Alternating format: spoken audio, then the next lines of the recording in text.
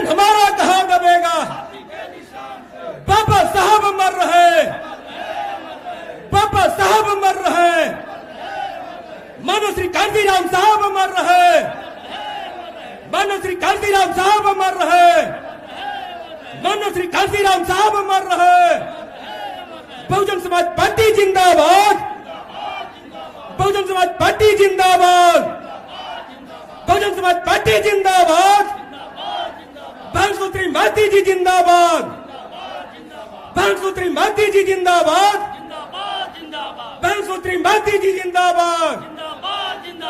सर्व समाज के सम्मान में, सर्व समाज के सम्मान में, सर्व समाज के सम्मान में बीएसपी की क्या पहचान, बीएसपी की क्या पहचान, बीएसपी की क्या पहचान। बहन जी अब संघर्ष करें, बहन जी अब संघर्ष करें, बहन जी अब संघर्ष करें, बहन जी अब संघर्ष करें, बहन जी अब आगे बढ़े, बहन जी अब आगे बढ़े, बहन जी अब आगे बढ़े। बटन हमारा कहां दबेगा? बटन हमारा कहां दबेगा? बटन हमारा कहां दबेगा? सर्व समाज के सम्मान में, इसी मैदान में, सर्व समाज के सम्मान में, बीएसपी मैदान में, सर्व समाज के सम्मान में बीएसपी मैदान में। बहुजन समाज पार्टी जिंदाबाद, जिंदाबाद जिंदाबाद, बहुजन समाज पार्टी जिंदाबाद, जिंदाबाद जिंदाबाद, बांसूत्री माती जी जिंदाबाद, जिंदाबाद जिंदाबाद, बांसूत्री माती जी जिंदाबाद, जिंदाबाद जिंदाबाद, बांसूत्री माती जी जिंदाबाद। जिंदाबाद जिंदाबाद। बीएसपी की क्या पहचान, नीला झंडा हाथी निशान, बीएसपी की क्या पहचान, नीला झंडा हाथी निशान, बीएसपी की क्या पहचान। नीला झंडा हाथी निशान। सर्व समाज के सम्मान में, बीएसपी मैदान में, सर्व समाज के सम्मान में बीएसपी मैदान में। बहन जी अब आगे बढ़े, हम आपके साथ हैं, बहन जी अब आगे बढ़े, हम आपके साथ हैं, बहन जी अब संघर्ष करें, हम आपके साथ हैं, बहन जी अब संघर्ष करें, हम आपके साथ हैं, बहन जी अब संघर्ष करें, हम आपके साथ हैं, बहन जी अब आगे बढ़े, हम आपके साथ हैं, बहन जी अब आगे बढ़े, हम आपके साथ हैं, बहन जी अब संघर्ष करें। हम आपके साथ हैं। बांसूत्री माती जी जिंदाबाद। जिंदाबाद जिंदाबाद। बहुत बहुत धन्यवाद सम्मानित साथियों। आज गोरखपुर के ऐतिहासिक चंपा देवी मैदान में लोकसभा आम चुनाव में बहुजन समाज पार्टी के उम्मीदवारों के समर्थन में आयोजित इस चुनावी जनसभा की मुख्य अतिथि देश में करोड़ों करोड़ दलितों, पिछड़ों, शोषितों, वंचितों के स्वाभिमान सम्मान की प्रतीक, देश में सामाजिक परिवर्तन की महानायिका, बहुजन समाज पार्टी की राष्ट्रीय अध्यक्ष, देश के सबसे बड़े सूबे उत्तर प्रदेश की 4 बार की मुख्यमंत्री आदरणीय बहन जी हम सभी के बीच में पहुंच चुकी हैं। मैं आप सभी की तरफ से माननीय बहन जी का हार्दिक स्वागत, अभिनंदन, वंदन करता हूं। सम्मानित साथियों, अब मैं अनुरोध करना चाहूंगा कि लोकसभा बांसगांव के प्रत्याशी डॉक्टर राम समुद्र जी माननीय बहन जी को मुकुट देकर के माननीय बहन जी का सम्मान करने का काम करें। आदरणीय डॉक्टर राम समुद्र जी।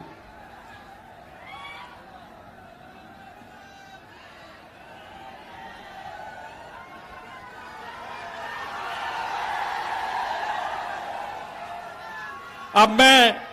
गोरखपुर के बहुजन समाज पार्टी के प्रत्याशी श्री जावेद सिमरानी साहब माननीय बहन जी का बहुजन समाज पार्टी का चुनाव चिन्ह हाथी देकर के माननीय बहन जी का स्वागत करेंगे। हमारे महाराजगंज के बहुजन समाज पार्टी के उम्मीदवार मोहम्मद मौसम आलम साहब माननीय बहन जी का मुकुट देकर के सम्मान करने का काम करेंगे। बहुजन समाज पार्टी पदाधिकारियों की तरफ से श्री वीरेंद्र पांडे जी जो हमारे प्रत्याशी भी रहे हैं, माननीय बहन जी का हाथी चुनाव चिन्ह देकर के माननीय बहन जी का सम्मान करने का काम करेंगे। आदरणीय वीरेंद्र पांडे जी। सम्मानित साथियों, अब बिना किसी विलंब के मैं बाअदब माननीय बहन जी से सादर अनुरोध करना चाहूंगा कि माननीय बहन जी इस उमड़े हुए जनसैलाब को आवश्यक दिशा निर्देश देने की कृपा करें। आदरणीय बहन जी।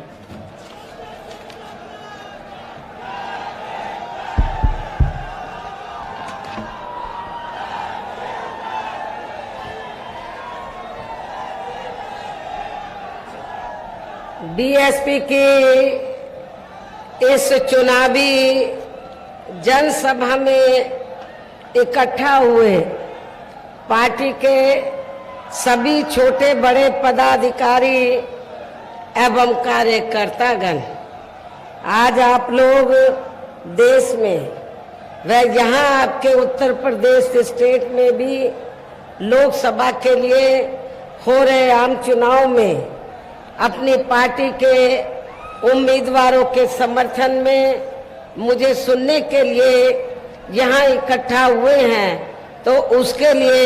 मैं आप सभी लोगों का हार्दिक दिल से आभार प्रकट करती हूँ। वैसे आप लोगों को ये मालूम है कि हमारी पार्टी कांग्रेस, बीजेपी व अन्य किसी भी विरोधी पार्टी तथा गठबंधन आदि के साथ मिलकर नहीं, बल्कि अकेले ही अपनी पार्टी के बलबूते पर पूरी तैयारी व दमदारी के साथ ये चुनाव लड़ रही है। इसके साथ ही हमने टिकट बंटवारे के मामले में भी सर्व समाज के लोगों को उचित भागीदारी दी है, जिनको कामयाब बनाने के लिए अपनी पार्टी के लोग पूरे जी जान से लगे हैं। हालांकि आज यहाँ आपकी इकट्ठा हुई ये भीड़, वह भीड़ के जोश को भी देखकर अब मुझे भी एक काफी हद तक भरोसा हो गया है कि पिछली बार की तरह इस बार भी आप लोग अपने प्रदेश से या लोकसभा चुनाव में अपनी पार्टी का बेहतर रिजल्ट जरूर लाएंगे। इसके लिए अब मैं आप लोगों का ध्यान कुछ जरूरी बातों की तरफ दिलाना चाहती हूँ, और इस संबंध में विशेषकर मैं कांग्रेस, बीजेपी व इनके अन्य सभी सहयोगी दलों के बारे में ये कहना चाहूंगी कि आजादी के बाद शुरू में केंद्र व देश के काफी राज्यों में भी ज्यादातर सत्ता यहाँ कांग्रेस पार्टी के हाथों में केंद्रित रही है, किंतु इनकी अधिकांश मामलों में रही गलत नीतियों व गलत कार्य प्रणाली आदि की वजह से ही फिर इस पार्टी को केंद्र व काफी राज्यों की भी सत्ता से बाहर होना पड़ा है, तथा यही स्थिति इनकी सहयोगी पार्टियों की भी बनी रही है, जिसके कारण ही फिर पिछले कुछ वर्षों से बीजेपी व इनके सहयोगी दल केंद्र एवं काफी राज्यों की भी सत्ता में काबिज हो गए हैं, लेकिन इनकी भी ज्यादातर रही जातिवादी, पूंजीवादी, संकीर्ण, सांप्रदायिक व द्वेषपूर्ण नीतियों एवं कार्य प्रणाली आदि से तथा इनकी कथनी व करनी में भी काफी अंतर होने की वजह से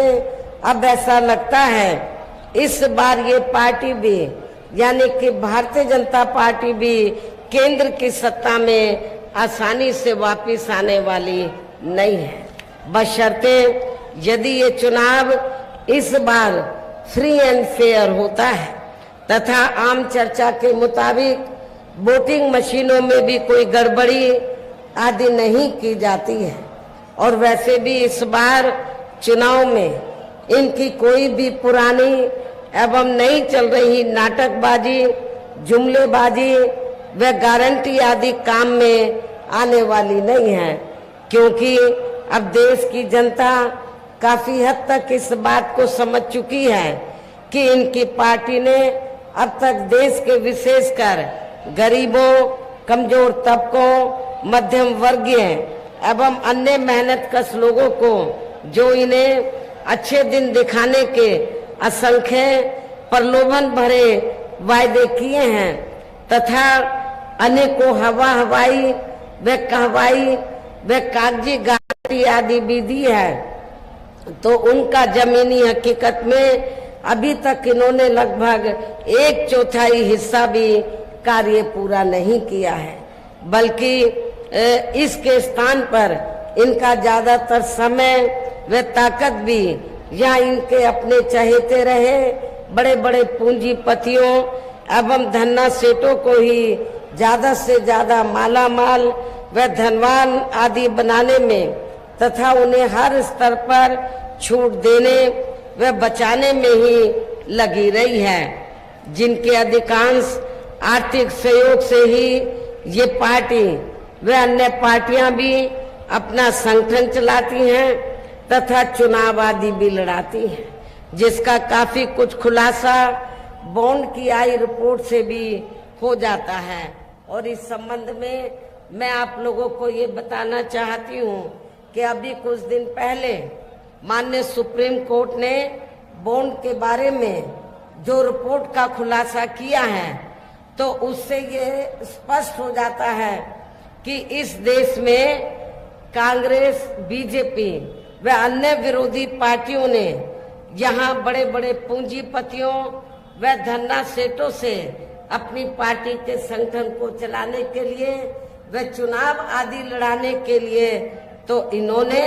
अरबों खरबों रुपया इस देश के बड़े बड़े पूंजीपतियों व धन्ना सेठों आदि से लिया है। लेकिन उस रिपोर्ट में ये भी स्पष्ट है कि देश के अंदर बहुजन समाज पार्टी ही अकेली एक ऐसी पार्टी है जिसने एक भी रुपया अपनी पार्टी के संगठन को चलाने के लिए व चुनाव आदि लड़ाने के लिए तो देश के किसी भी पूंजीपति व धन्ना सेठ से नहीं लिया है। और इतना ही नहीं, आप लोगों को ये भी मालूम है कि हमारी पार्टी कैसे संगठन चलाती है, कैसे चुनाव आदि लड़ाती है। हमारी पार्टी दूसरी पार्टियों की तरह बड़े बड़े पूंजीपतियों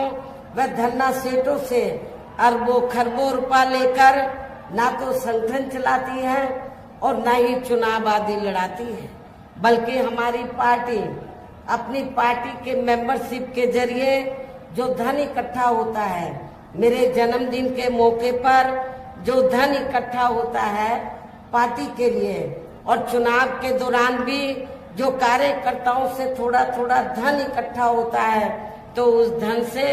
हमारी पार्टी अपने संगठन को चलाती है और चुनाव आदि भी लड़ाती है। ये आप लोगों को अच्छी प्रकार से मालूम है। इसके साथ ही अब ऐसा लगता है कि कांग्रेस पार्टी की तरह ही बीजेपी ने भी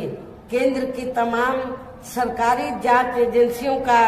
ज्यादातर राजनीतिकरण ही कर दिया है। इसके अलावा देश के किसान वर्ग भी वर्तमान बीजेपी की सरकार में शुरू से ही अपनी विभिन्न समस्याओं को लेकर काफी ज्यादा दुखी व परेशान रहे हैं और अभी भी हैं। जबकि यूपी में 4 बार हमारी पार्टी की रही सरकार ने इनके हितों का भी हर स्तर पर पूरा ध्यान रखा है। आप लोगों को मालूम है कि जब जब भी उत्तर प्रदेश में बीएसपी के नेतृत्व में सरकार बनी है, तो हमारी पार्टी की सरकार ने अपनी हुकूमत के दौरान किसानों को खेती करने के लिए समय से व सस्ते साधन उपलब्ध कराए हैं और उनकी फसल का भी हमारी पार्टी की सरकार ने उचित दाम दिया है। इतना ही नहीं, बल्कि केंद्र में पूर्व की रही कांग्रेसी सरकार की तरह ही वर्तमान भाजपा सरकार में भी इनकी जातिवादी, हीन, सांप्रदायिक एवं पूंजीवादी सोच व नीतियों के चलते ही पूरे देश में सर्व समाज में से खासकर गरीबों, दलितों, आदिवासियों, पिछड़े वर्गों, मुस्लिम एवं अन्य धार्मिक अल्पसंख्यक समाज के लोगों का भी पूर्ण रूप से विकास व उत्थान आदि नहीं हो सका है। और इस संदर्भ में वैसे आप लोगों को ये मालूम है कि पूरे देश में यहाँ दलितों, आदिवासियों एवं अन्य पिछड़े वर्गों का सरकारी नौकरियों में वर्षों से अधूरा पड़ा आरक्षण का कोटा भी अभी तक पूरा नहीं भरा गया है। विशेषकर एससी व एसटी वर्गों के सरकारी कर्मचारियों का पदोन्नति में आरक्षण भी अब काफी हद तक प्रभावहीन ही बना दिया गया है। और इतना ही नहीं, जब समाजवादी पार्टी की यूपी में सरकार थी तो समाजवादी पार्टी की सरकार ने इन वर्गों के सरकारी कर्मचारियों का पदोन्नति में आरक्षण बिल्कुल खत्म कर दिया था। ये भी आप लोगों को मालूम होना चाहिए। ऐसी स्थिति में दलितों और आदिवासियों को एक भी वोट समाजवादी पार्टी को नहीं देना है। साथ ही केंद्र व राज्यों में भी विरोधी पार्टियों की रही सरकारों में इन सभी वर्गों को प्राइवेट सेक्टर में आरक्षण दिए जाने की व्यवस्था किए बिना ही इनकी सरकारों के ज्यादातर सरकारी कार्य अब प्राइवेट सेक्टर के जरिए ही इनके बड़े बड़े पूंजीपतियों व धंधा सेठों आदि को ही दिए जाने के कारण अब इनको पूरे देश में आरक्षण का बहुत कम ही लाभ मिल पा रहा है। इसी प्रकार इनका अन्य और मामलों में भी शोषण व उत्पीड़न आदि होना अभी तक भी बंद नहीं हुआ है। इनके साथ साथ मुस्लिम व अन्य धार्मिक अल्पसंख्यक समाज के लोगों की भी हालत हर स्तर पर यहाँ काफी ज्यादा खराब व दयनीय बनी हुई है, जिसका काफी कुछ खुलासा सच्चर कमेटी की रिपोर्ट में भी किया गया है। इतना ही नहीं, बल्कि पिछले कुछ वर्षों से केंद्र व अधिकांश राज्यों में भी बीजेपी व आरएसएस की सरकारों के चलते हुए अब इनका विकास एवं उत्थान आदि होना भी काफी हद तक बंद सही हो गया है। आए दिन इन पर खासकर हिंदुत्व की आड़ में हो रही जुल्म जाति भी यह काफी ज्यादा चरम सीमा पर पहुंच चुकी है। इनके साथ साथ अपर कास्ट समाज में से विशेषकर गरीब लोगों की भी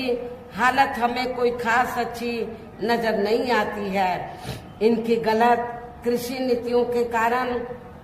किसान वर्ग भी आए दिन आंदोलित ही रहता है। साथ ही इनकी गलत आर्थिक नीतियों की वजह से देश की अर्थव्यवस्था पर भी इसका काफी बुरा प्रभाव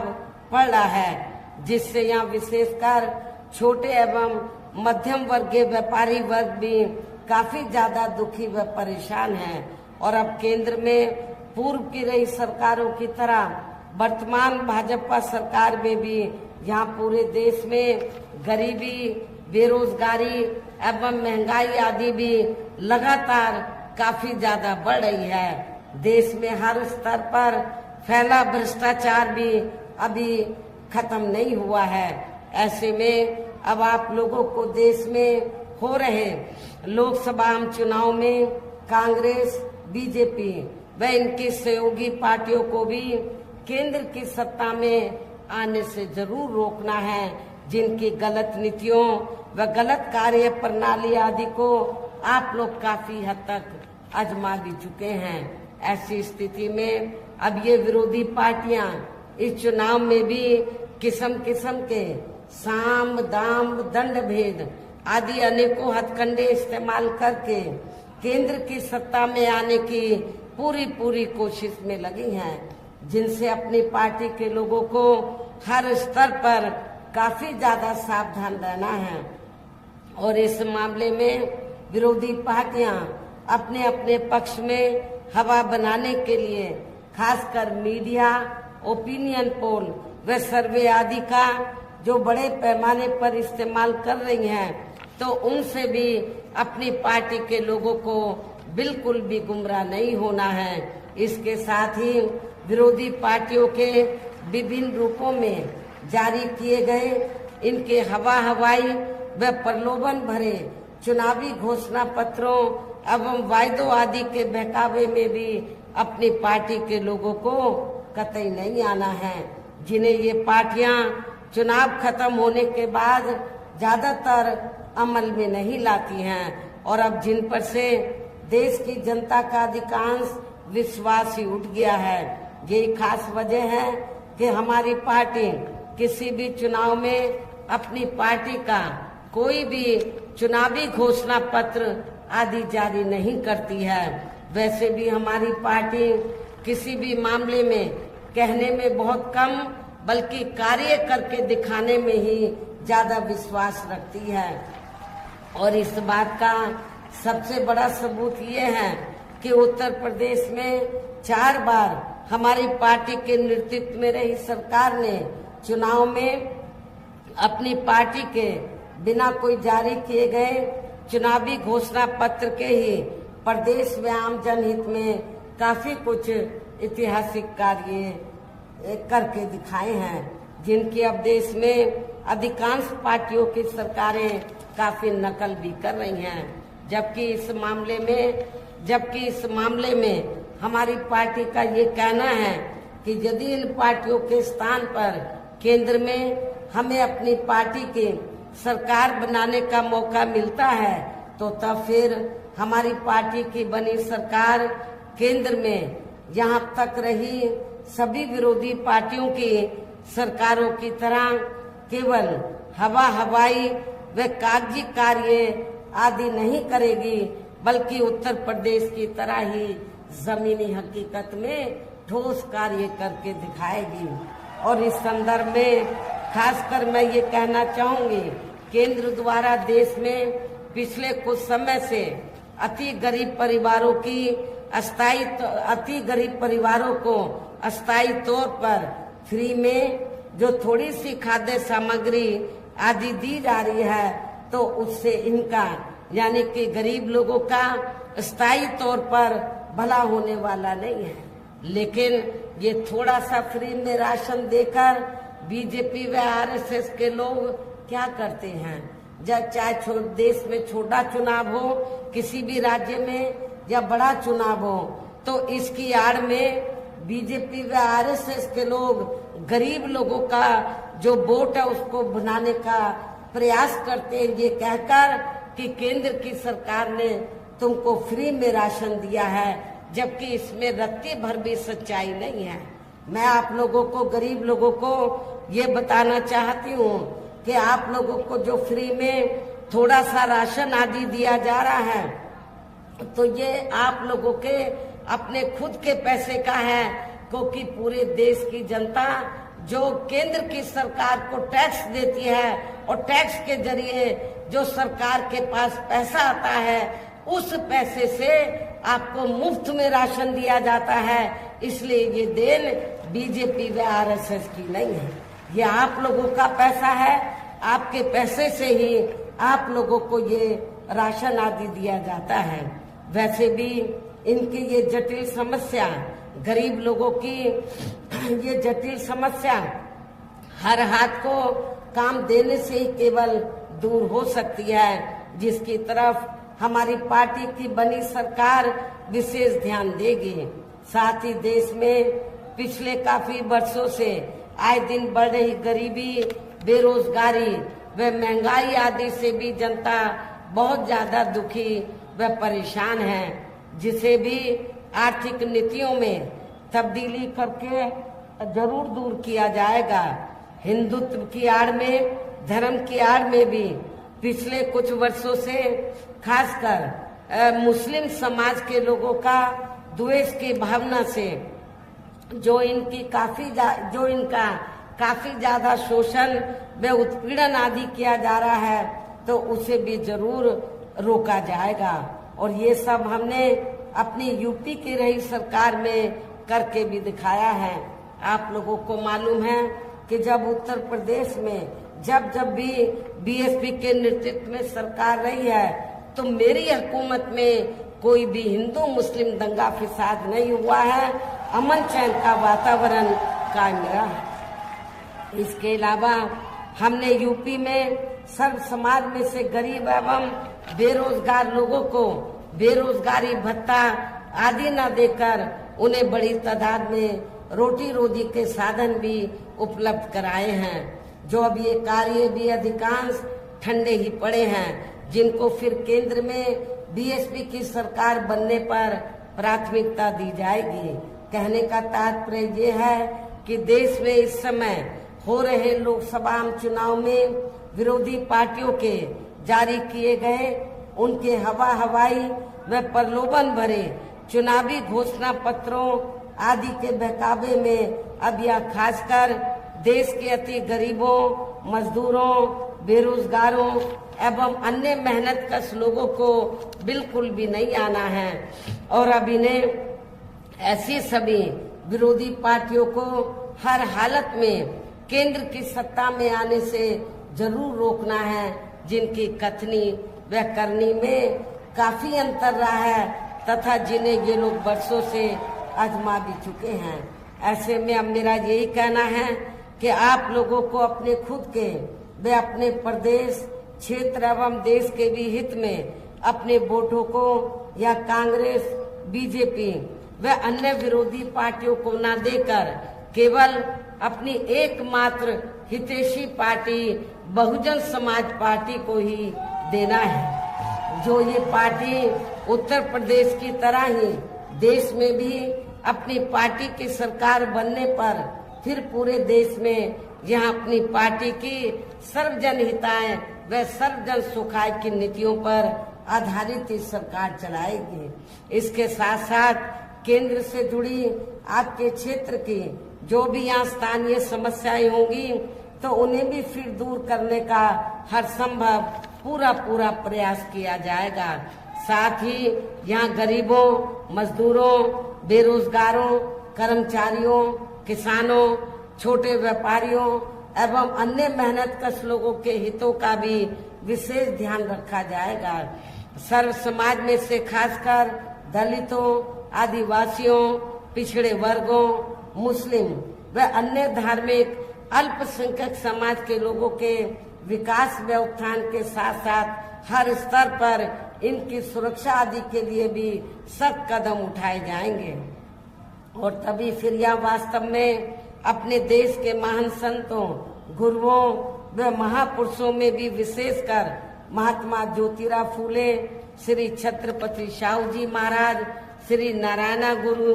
बाबा साहब डॉक्टर भीमराव अंबेडकर एवं मान्यवर श्री कांशीराम जी आदि का अधूरा रहा सपना जरूर साकार हो सकता है, जिनको यूपी में हमारी पार्टी की रही सरकार द्वारा हर स्तर पर पूरा आदर सम्मान दिया गया है। लेकिन ये सब विरोधी पार्टियों को अच्छा नहीं लगा है। आप लोगों को मालूम है जब सपा सत्ता में थी तो समाजवादी पार्टी की सरकार ने हमने अपने संतों, गुरुओं और महापुरुषों के नाम से जो जिले बनाए और जो संस्थानों के नाम रखे, काफी हद तक ये सपा की सरकार ने वो नाम बदल दिए। इससे इन संतों, गुरुओं व महापुरुषों के प्रति इनकी हीन भावना साफ नजर आती है। क्या ऐसी स्थिति में आप लोग समाजवादी पार्टी को वोट देंगे? मैं समझती हूँ बिल्कुल भी नहीं देंगे। इन्हीं खास बातों के साथ ही अब मेरा देश में आपके स्टेट के भी हित में यही कहना है कि हमारी पार्टी ने यहाँ जिनको भी लोकसभा के लिए चुनाव के मैदान में उतारा है, जो आपके सामने मंच पर भी, जो आपके सामने या मंच पर भी मौजूद हैं, तो उन्हें आपको जरूर कामयाब बनाना है, जिसके लिए यहाँ पार्टी के सभी स्तर के छोटे बड़े पदाधिकारी एवं कार्यकर्तागण आदि पूरे जी जान से लगे हैं। और अब अंत में मेरा यही कहना है कि आप लोगों को वोट पड़ने वाले दिन या बीएसपी के अपने सभी लोकसभा उम्मीदवारों को, अर्थात हमने आपके गोरखपुर मंडल से तो जिनको भी चुनाव के मैदान में उतारा है, तो जिनके समर्थन में आप लोग यहाँ मुझे सुनने के लिए आए हैं, तो हमने गोरखपुर सदर लोकसभा की सीट से श्री जावेद सिमनानी को, महाराजगंज लोकसभा की सीट से मोहम्मद मौसम आलम को, बांसगांव सुरक्षित लोकसभा की सीट से डॉक्टर राम समुझ को, कुशीनगर लोकसभा की सीट से श्री शुभ नारायण चौहान को, देवरिया लोकसभा की सीट से श्री संदेश यादव उर्फ मिस्टर को हमने चुनाव के मैदान में उतारा है। तो मेरा आप लोगों से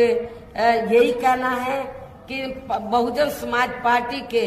इन सभी प्रत्याशियों को बीएसपी का जो चुनाव चिन्ह हाथी है,